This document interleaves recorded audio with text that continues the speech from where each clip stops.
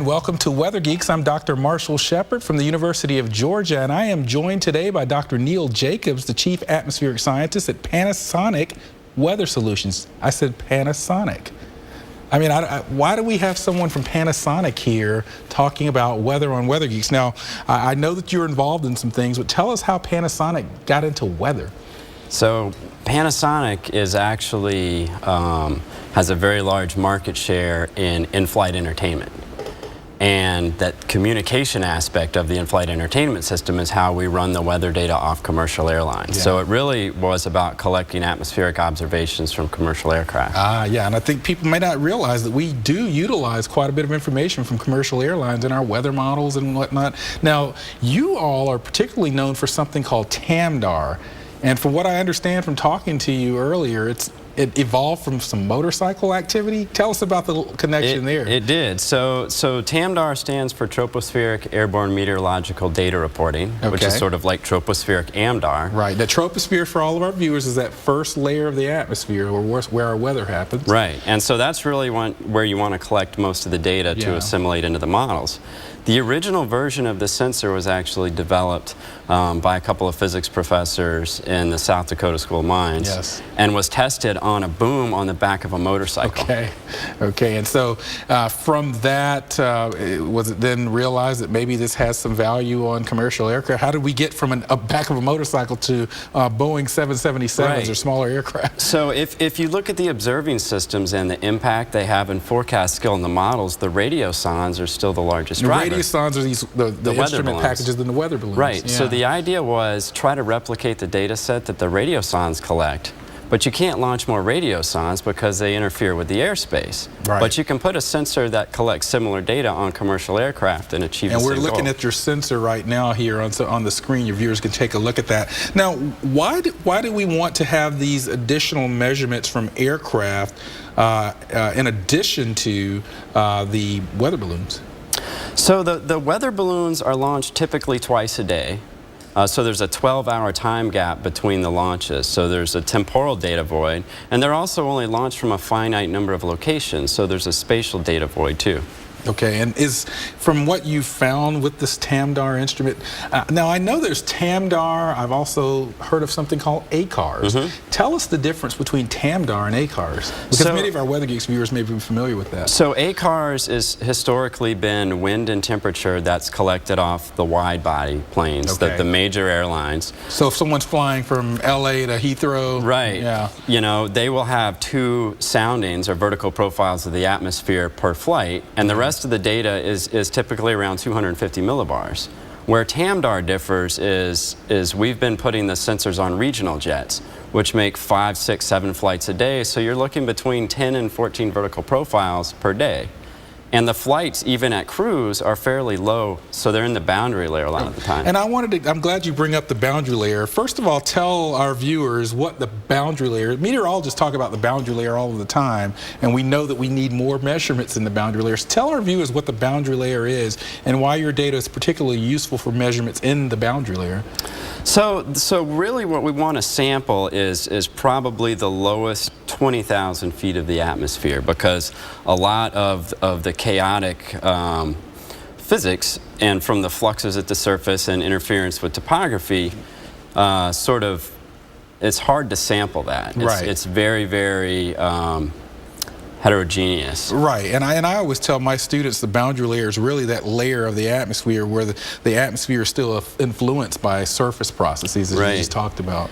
And it's really hard to model, and a lot of that is just that it's largely an initial value problem. So we need observations to initialize the model in that space and time. Whoa, did you just say initial value problem? I'm sure many of our viewers remember initial value problems from calculus when you solve a set of equations with an initial set of data. So you're saying that, and essentially much of weather modeling is an initial value, or has been in the past. You start from a set of equations. So is that what we're really doing when we're getting these measurements from the balloons, from the aircraft taking off and landing? You're getting this data set to initialize the models? Yeah, that's exactly right. Yeah, and so what do you say to someone like a customer, maybe NOAA or NASA or National Weather Service or the Europeans? Can you say that the TAMDAR is making a difference? Do you have evidence that it's useful or good as a radar balloon? In fact, NOAA's actually proven this themselves. Okay, so there was a 4-year data denial study funded by the FAA and conducted by NOAA where they ran 2 parallel versions of the RUC model. Okay. One with the data, one without, and compared the forecast into the future. And it made anywhere, depending on what variable you measured, between a 30 and 50% improvement in forecast skill. Okay, and so you just, I'll buy that. You just told me that you're showing that TAMDAR data is as good or perhaps even as better, or we'll say as good as the balloons. What does that buy NOAA or NASA? Why does that matter to them? Well, they need observations to have a better analysis or better initial conditions. And if they can get access to these observations that improve their ability to have better initial conditions, it then improves the downstream forecast. Okay, but is there any cost savings? I mean, relative to these balloons? I mean, the planes are taking off and landing either way, but I know that there is some cost involved. There are. So balloons are typically a one-time use instrument. They're fairly expensive. Okay. Quite expensive compared to aircraft data. And if you can match the quality, the cost savings is tremendous. Okay, so that certainly is why they would be interested. Mm-hmm. Now, we're going to talk a little bit more about models later, but the Panasonic weather model, it made some headlines recently, and we're going to get into some of that more later about being as good as the European model and beating the American GFS. Is your model essentially just the GFS model with some bells and whistles, or how does it differ or similar? So we started back in 2007 with an early version of the GFS, and we've been heavily modifying it ever since. And so everything from the data assimilation package to some of the radiation, the physics, all that has been highly modified. Okay. Plus, we add in a lot of the aircraft data that we have access to. Okay, and I want to get more into this because I thought that was a pretty provocative story that came out saying you guys, and you've got some evidence perhaps to support some of these claims. But when we come back, we're going to talk about Panasonic. They're making money doing weather modeling. What's the business proposition for weather modeling? We'll talk about that next. But first, our Geek of the Week. This week's Geek of the Week is Charlie Woodrum, National Decision Support Services Program Manager at the National Weather Service headquarters. Charlie's favorite weather phenomenon is lightning, but he doesn't like it when he's taking part in one of his favorite hobbies, golfing, right? Charlie is also a big fan of basketball and March Madness, and coincidentally, the March Superstorm of '93 is his most memorable weather event. Congratulations to Charlie Woodrum, our Geek of the Week. Hi. Hey. I've made plans for later in case the state doesn't go well. Same here. Wouldn't it be great if everyone said what they meant? The Citi Double Cash Card does. Earn 1% cash back when you buy and 1% as you pay. Double means double. When did we stop valuing things that get better over time? When did disposable become our default? At LL Bean, we didn't stop. And we never will. Our products are made for a reason. Products that perform off-trail, on-trail, in the backcountry, or just out back. Because nature never disappoints, and neither do we.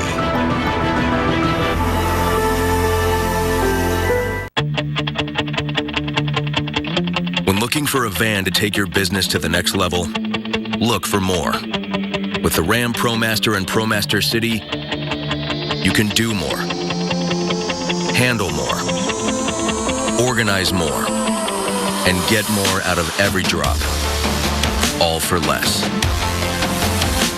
Now, current competitive commercial owners or lessees are eligible for these cash allowances on the 2016 Ram ProMaster City. Weekend Recharge is... We want you to unplug so you get lost in the weather.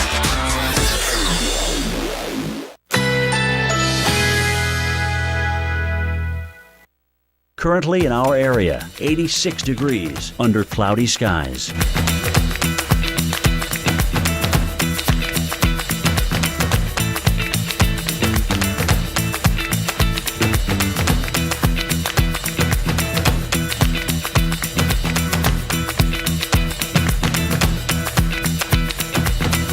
Today, thunderstorms developing in the afternoon. High 89. Chance of rain 90%.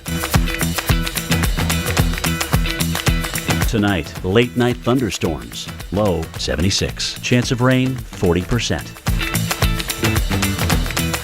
Monday, morning thunderstorms. High 87. Chance of rain 40%. Here's our 7-day outlook.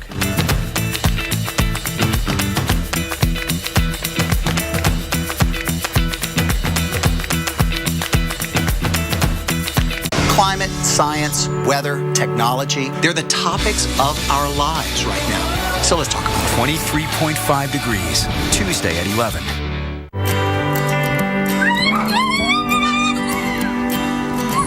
Said I'm wild, said I'm wild, said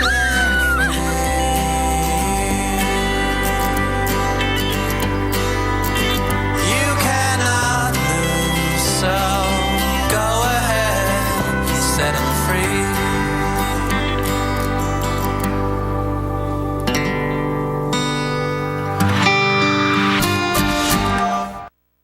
With Michelin tires, rainy days aren't so tricky. Call you back. Is this my car? State Farm knows that for every one of those moments, This is ridiculous! there's one of these. Is this my car? What? This is ridiculous. This can't be happening! This can't be happening. Oh, it's happening, sweetheart. Oh, it's happening, sweetheart. Shut up. Shut up! That's why State Farm is there. What a day. With car insurance for when things go wrong. What a day! But also here with car loans to help life go right. State Farm. Every day, you're thankful for the ones you love. And every day, you promise to protect them. OFF is here to help with proven protection against mosquitoes. Trust our family to protect yours. SC Johnson, a family company. And we're back on Weather Geeks with Dr. Neil Jacobs of Panasonic, and we're talking about their weather activities. I think a lot of people may be caught off guard on that. Now, we were talking about your model and these headlines of beating the GFS and European model. I mean, what kind of statistics do you have to back that up or evidence? Well, so the main way we verify is with anomaly correlation. Okay. And then we also use radiosondes as verification. So you reproduce and see how you're doing compared to what the model. Right. And then we look at case studies. Okay. So for a while during hurricane season, we had a couple of cases where we outperformed the European Center. Specifically, which any ones that we've heard of recently? So Joaquin was probably the most recent example. Yes. And then there's been a couple of snowstorms, or the one snowstorm that didn't happen in New York. The model performed very well on that. And then with anomaly correlation scores, actually the European Center just had a major upgrade about a month ago in March. And they've now pulled ahead of us again. Okay, so yeah, you were telling me about this earlier today at the University of Georgia. So that claim was pre-Euro upgrade. So now they're back in front. We've got another major upgrade coming this summer, so we're hoping to close that gap. And of course, INSEP has a major upgrade to the GFS coming next month in May. So they're probably going to close the gap too. So it'll be interesting to see. Well, it's healthy competition. It's like a race, and everyone's getting faster. Right. Yeah. So let's talk about that a little bit. First of all, is your verification data available public? I mean, I know you're a for-profit company, but do you make this available? We will start posting anomaly correlation scores. So you'll be able to see that on the internet, and we'll probably start posting some output on a time delay. Now, this is a question that many private companies in weather deal with. Now, at what point do you get to a situation where you're making money, you're making a profit, you're in a business, but there's this moral obligation to provide this crucial information for public safety, homeland security, national security? How do you all as Panasonic deal with that dilemma?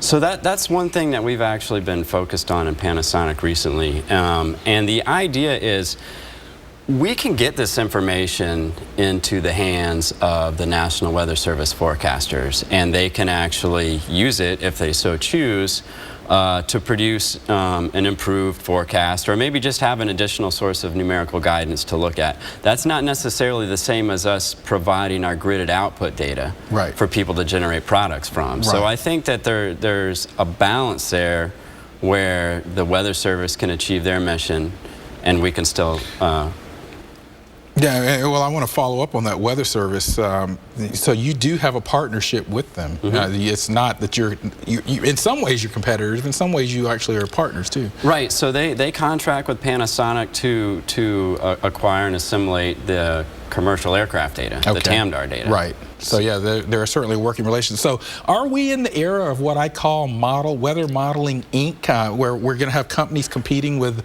European government and NOAA, National Weather Service? I think so. Yeah. I think so. And is that a good thing? I think it's a real good thing because I think the way to stimulate progress is through competition. Okay. And I don't see a downside to it as long as everything's open and fair. And I think one of the things that we've actually been looking at through the AMS Forecast Improvement Group is how do we manage that relationship in the enterprise between public, private, and academic sectors. And that's a perfect segue into our last segment of the show, because we want to talk about this Forecast Improvement Group of the AMS and also what Dr. Jacobs sees going forward improving weather modeling. Next on Weather Geeks.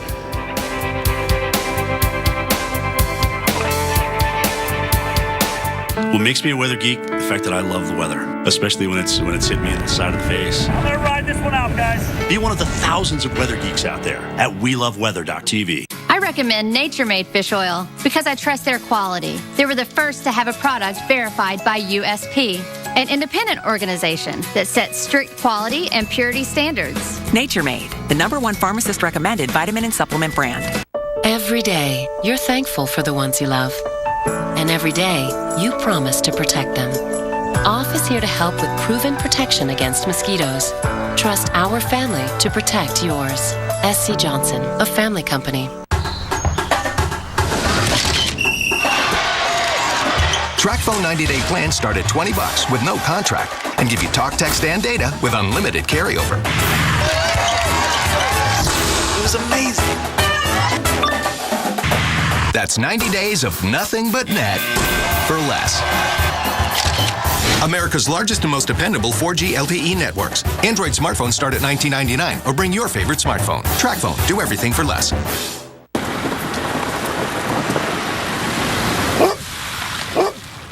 One moment while I search roof repair. Sure, I can call Ralph. Calling Ralph.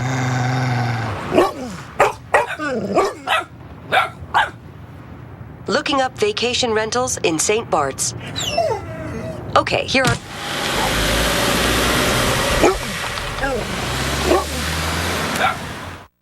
Max, I'll see you tonight. This summer, discover the secret life of pets. Hey, fellas, how's it, fella? Hey, fellas, how's it? The secret life of pets. Hey, fellas, Rated P. You're not gonna watch it. No, you're not gonna watch it. We can't let you download on the go. You'll just have to miss it. Yeah, you'll just have to miss it. No thanks, I have X1 from Xfinity, so. Don't fall for DirecTV. Xfinity lets you download your shows from anywhere. Upgrade to an Xfinity X1 Triple Play and save when you bundle. Call or go online today. I used to like that song. Not cleaning between your teeth can cause anything as minor as bad breath to as major as gum disease. I don't think bad breath is very minor, though. Use Gum Brand for healthy gums, soft picks, Proxibrush cleaners, flossers, and dental floss. Your gums matter. With the ultimate high-potency probiotic, life feels a little lighter, livelier, a little more you. Ultimate Flora probiotics live digestively and also deliciously with probiotic gummies and fizzy drink mix. 7 days a week, AMHQ is right here and weather ready. Let me get you ready for the day weather-wise. AMHQ, every morning starting at 5 on the Weather Channel. We know you have a morning routine. We have one too. 7 days a week, AMHQ is right here and weather ready. Let me get you ready for the day weather-wise. We've got a lot going on this morning. Definitely see what kind of pattern we've had. So start your morning routine with Jim Cantori, Stephanie Abrams, Jan Carfagno, and the rest of AMHQ. It is a team here at the Weather Channel, and an awesome team at that. Let's get right to what you want, and that is the weather. AMHQ, every morning starting at 5 on the Weather Channel.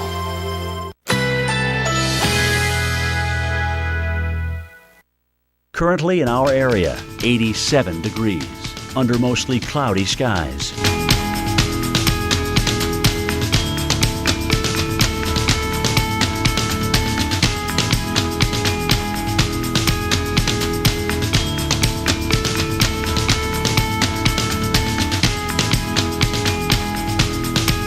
Today, overcast. A stray shower or thunderstorm is possible. High 87.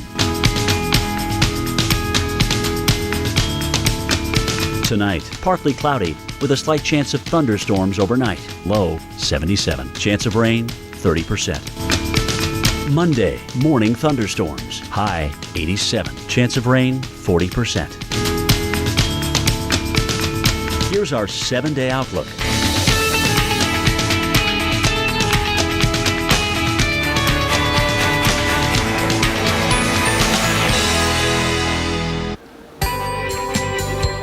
And we're back on Weather Geeks, and we're talking with Dr. Neil Jacobs. And I want to pick his brain a little bit on what we see coming in terms of improving forecasts, particularly from a numerical weather standpoint. And I know, as former president of the American Meteorological Society, there's a group that has spun up called the Forecast Improvement Group, which you're now chairing or leading that group. Tell us a little bit about that. So the Forecast Improvement Group is sort of a group. It's open to anyone in the AMS, and it's for the broader enterprise, because there's historically been a lot of different groups, you know, that sort of do INCEP advisory, academic, but there's really been no group that sort of pulls together private industry, academia, and the public sector. Right.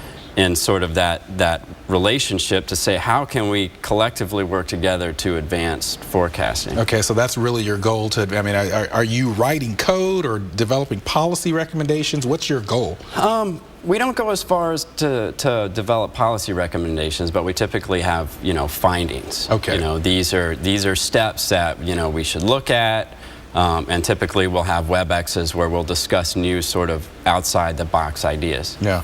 So let's kind of pivot a little bit. What do you see? What's the holy grail for you in terms of really the next step forward in improving numerical weather prediction? I know we've got various four-dimensional data, different types of data assimilation schemes, faster computers, but is there something else out there, new observations? Yeah, there's always going to be advancements in processing power, which helps, and there's always going to be a back and forth with different agencies coming up with cutting edge code, physics, data assimilation.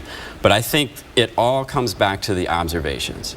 Really? If you don't have proper initial conditions, it doesn't really matter what the equations say. You have to properly analyze the atmosphere with observations. And I see a big push in the private sector to deploy observing systems, whether it's aircraft data or GPSRO, satellite data. Right. There's the private industry is getting really involved in that area. And so is this one of those areas where, and I'm going to kind of, and if you feel uncomfortable answering this, I'm going to ask it anyway. So is this an area where you feel like the private sector is just more nimble at sort of at doing some of these things than perhaps some of the government agencies are? Yes, okay. I do. And they're not constrained by a lot of the regulation and the bureaucracy. Now, that's not to say that they don't have to jump over the bar that the Weather Service sets as far as data quality. Okay. But I think they can get there quicker. Okay. I want to kind of pivot. You were saying that you actually have, your company has some relationships with the universities, the academic community. Tell us about those. We do. So this is interesting because people are always surprised at how small our core group is. But it's not just our core group. We actually have development contracts with several universities. You're doing some stuff with Cliff Mass, I understand, right? So he actually has a feed to analyze the TAMDAR data. Okay. So does Oklahoma. And then NC State, University of Maryland are two other schools that we contract for software development. Okay. And I think it's an interesting dynamic because historically a lot of the PIs and the professors would have to reach out to the National Science Foundation for funding. Or NASA. Right, and now they can come to us, right. and it's more applied research. We have to see a return on the investment. Yeah. But you know, it supports students and it supports a lot of research. So we're seeing paradigm shifts all over the place is what you're telling me. In this last 30 seconds or so, I think a lot of students that are watching us, and we have a lot, want to work in various fields. What skill sets do they need to work for a private company like Panasonic that's doing weather? Math is probably the biggest one, and next to math, programming, and specifically Fortran. He just said Fortran, by the way. We can actually Google it for you young students that know. Python, I know all that's the big stuff. That Fortran, many of these models are still written in Fortran. There's still Fortran. In fact, there's still some Fortran 77. Thankfully, they still make compilers that handle it. But it's, in my opinion, it's probably still the best large number crunching language out there. And that's the one that I learned, and we got to end it right there. Thank you so much for joining us, and thank you for joining us on Weather Geeks. We're here every Sunday at noon Eastern. You can also find us on Twitter at WX Geeks TWC, and we also have a Facebook page. We'll see you next week.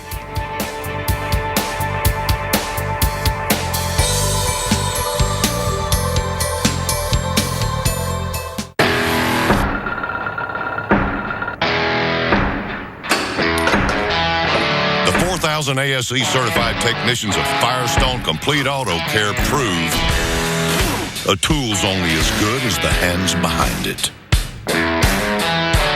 Right now, purchase a set of 4 eligible Firestone tires and get a $60 Firestone Visa prepaid card by mail. Whatever you drive, drive a Firestone. Firestone Complete Auto Care, celebrating 90 years of keeping cars running newer longer. Bring on the competition. A fistful of crayons, then a forecast full of yuck. Bring on soccer balls and laundry baskets. Winter blues and barbecues.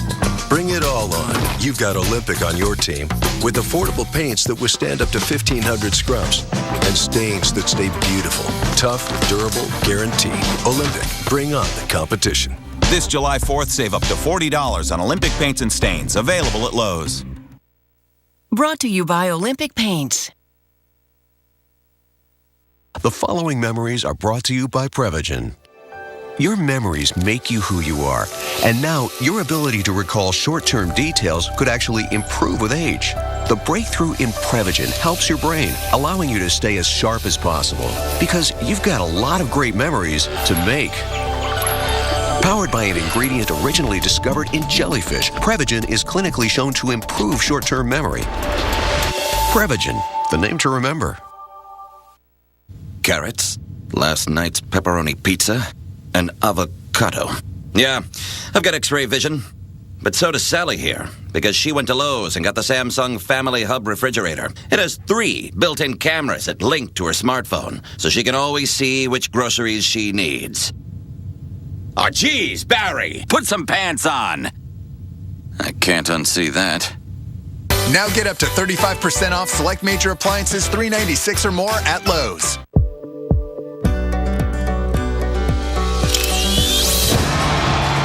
Are we ready?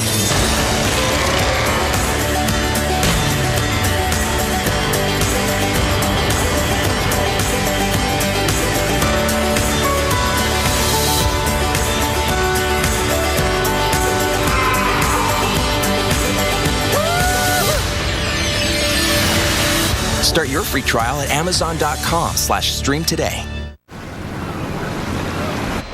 Been trying to prepare for this day, and I'm still not ready. The reason I'm telling you this is that there will be moments in your life that you'll never be ready for. Your little girl getting married being one of them.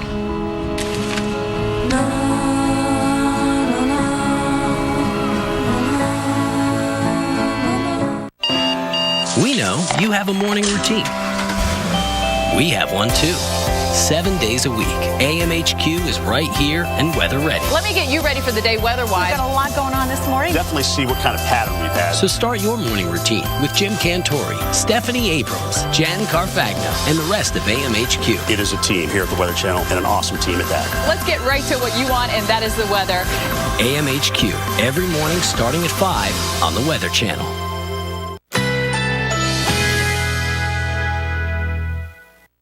Currently in our area, 87 degrees, under mostly cloudy skies.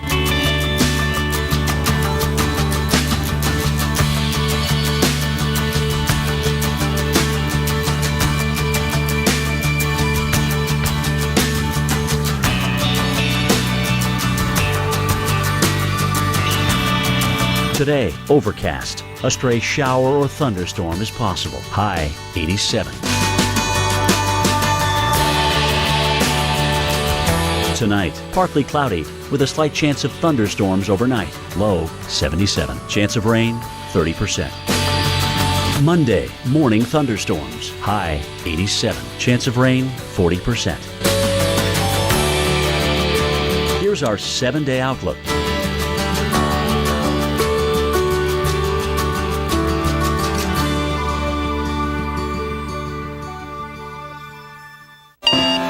We know you have a morning routine. We have one too.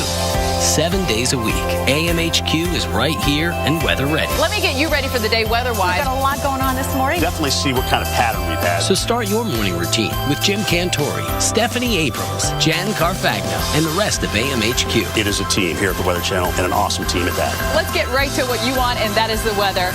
AMHQ, every morning starting at 5 on the Weather Channel. A little rain, a little shine, a little change all the time. When the weather is fine. Come on down to Weather Underground, weeknights at 6 on the Weather Channel. Now on 23.5, the boys of summer, or throwing heat. Well, we're talking baseball. But there are more than just power throws. There's a science behind these sizzlers. The director of Fastball will show us. And Arctic adventurer Sebastian Copeland with his stunning pictures from the top of the world and what these pictures will tell us about climate change. Then we'll go to the bottom of the globe. Antarctic researcher John Priscu says there's plenty of life beneath the ice, even if that ice is a mile thick. It's all right now, 23.5.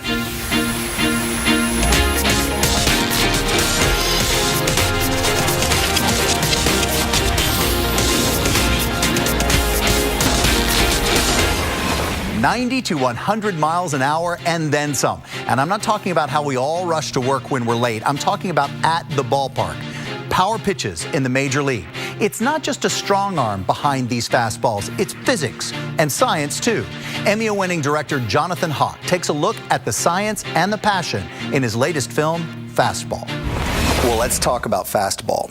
No matter what you do, there is a science that follows the movement and direction, and it's a mathematical equation that can be laid out if you do it that way. Exactly. So what's the psychological tactic or advantage to developing a fastball? First thing to understand is that when you get at that velocity that these top major league pitchers are throwing, you can hear it as a batter as it goes by you.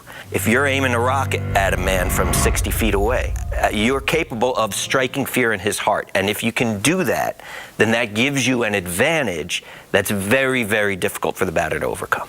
When the guys are warming up in the bullpen, it sounds like a shotgun was just fired when it hits the catcher's mitt.